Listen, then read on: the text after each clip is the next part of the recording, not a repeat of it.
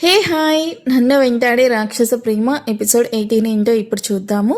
ఇక లేట్ చేయకుండా మన స్టోరీలోకి వెళ్దాం. పెళ్లికి వచ్చిన ప్రతి ఒక్కరూ జరిగిన ఇన్సిడెంట్ చూసి షాక్ అయ్యి అప్పటి వరకు చైర్లో కూర్చొని కబుర్లు చెప్పుకుంటూ జరిగే పెళ్లిని నవ్వుతూ చూస్తూ ఉన్న అందరూ ఒక్కసారిగా షాక్ అయి లేచి నిల్చుకుని గుసగుసలాడుతూ ఉన్నారు. తన మెడలో పడ్డ మంగళసూత్రాన్ని చూస్తూ తల పైకెత్తి చూసిన వర్షాకి విప్పులుండాల్సిన ప్లేస్లో వరుణ్ని చూసి షాక్ అయ్యి పైకి లేచి వరుణ్ వైపు భయంగా చూస్తూ నిల్చుకుంటుంది. హే, ఎవర్రా నువ్వు? నేను పెళ్లి చేసుకోబోయే అమ్మాయిని మధ్యలో వచ్చి నువ్వు చేసుకున్నావు అంటూ కింద పడ్డ విపుల్ పైకి లేచి మళ్ళీ వరుణ్ ముందు నిల్చుకొని కొట్టడానికి ప్రయత్నిస్తాడు. కానీ వరుణ్ విపుల్ రెండు చేతులు విరిచి ఏదో బియ్యం మూట విసిరినట్టు విపుల్ని ఎత్తి అవతలికి విసరగానే విపుల్ నడుము విరిగి అమ్మో అని కేక పెడతాడు.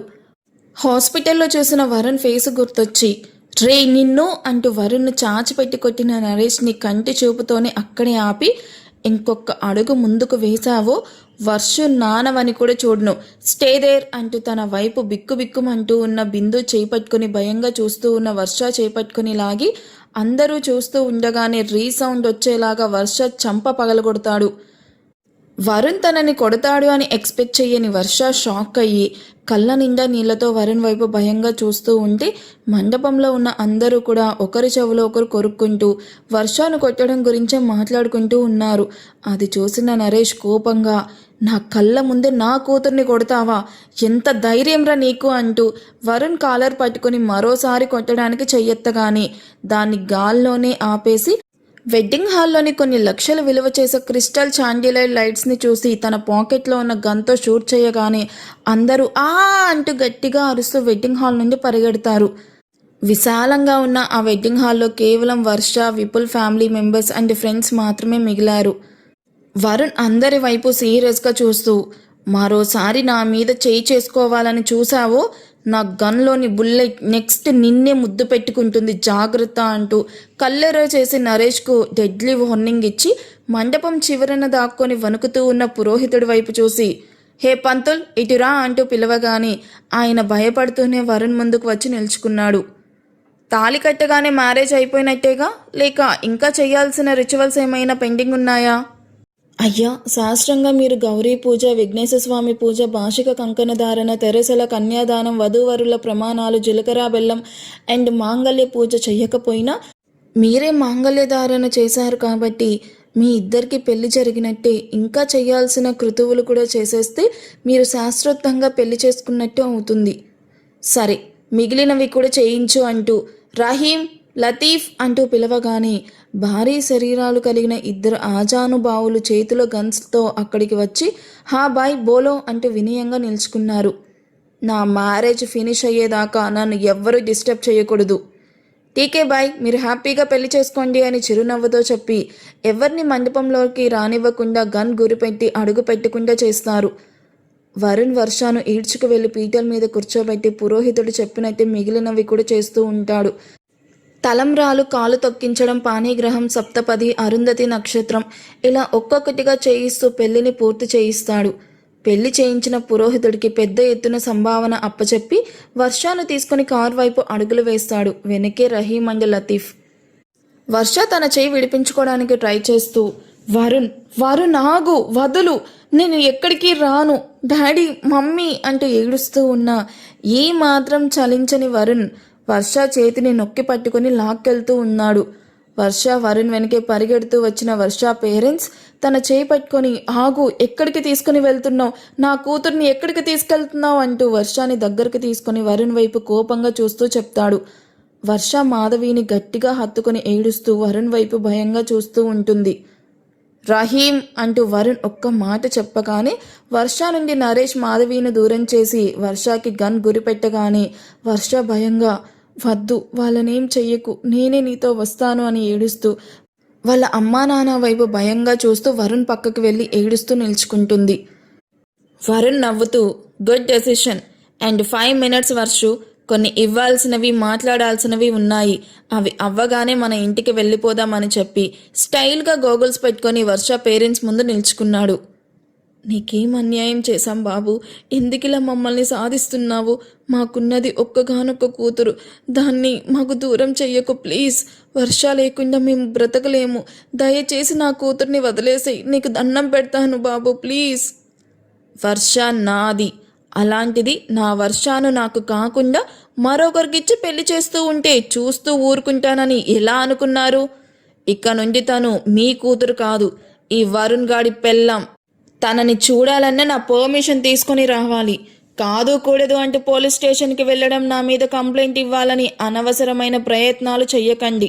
అది మీకు టైం వేస్ట్. ఎందుకంటే నన్ను ఎదిరించి మీకు హెల్ప్ చేసే పోలీసుడు ఎవ్వడు ఈ సిటీలో లేడు. కాబట్టి మా గురించి మర్చిపోయి హ్యాపీగా ఉండండి. కావాలంటే 6 నెలలకు ఒకసారి మీ కూతురుతో మాట్లాడిస్తా అనగానే ఇద్దరూ వర్ష వైపు కన్నీళ్లతో చూస్తారు. అలా ముందుకు నడుస్తూ గోకుల్ని ఆపకుండా చంపలు వాయించి వెళ్తూ వెళ్తూ నా వర్షుని జాగ్రత్తగా చూసుకోరా అని చెప్తే దానికి దగ్గరుండి పెళ్లి చేస్తావా ఈడియట్?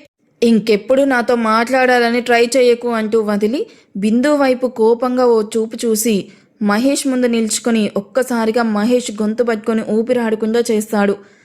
ఇక అలాగే ఒక 2 నిమిషాలు పట్టుకుంటే చచ్చిపోతాడు అనగా వదిలి, వర్షు మ్యారేజ్ ప్రపోజల్ పెట్టింది నువ్వే అని నాకు తెలుసురా అంటూ లతీఫ్ అని కంప్లీట్ అవ్వకనే మహేష్ని ఎత్తి వెనక వెహికల్లో పడేస్తాడు లతీఫ్.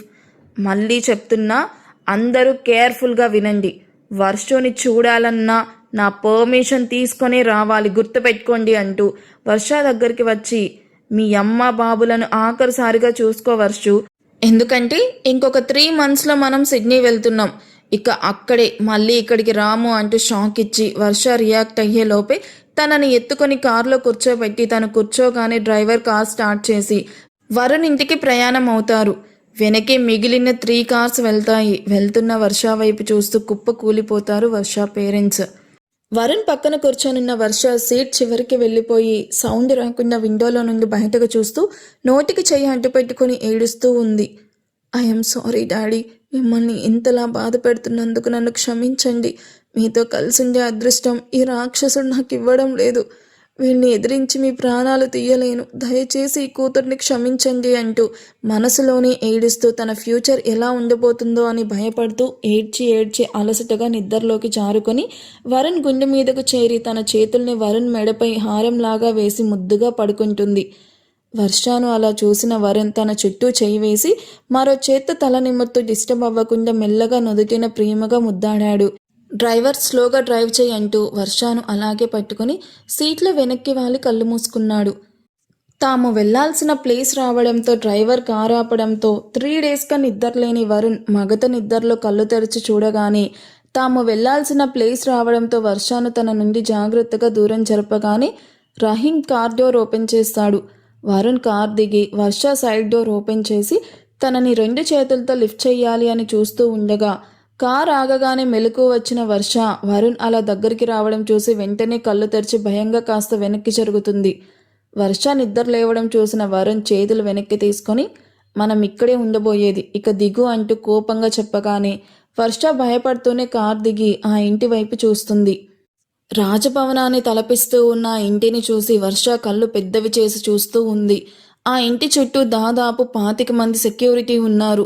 అందరూ చూడ్డానికి చాలా బలంగా ఉన్నారు. ఇల్లు చూడ్డానికి 2 కళ్ళు చాలడం లేదు. వర్ష అలాగే చూస్తూ ఉంటే, ఇక్కడే నిల్చుకొని ఎంతసేపు చూస్తావు, లోపలికి పద అంటూ వర్షాని లోపలికి లాక్కెళ్తాడు.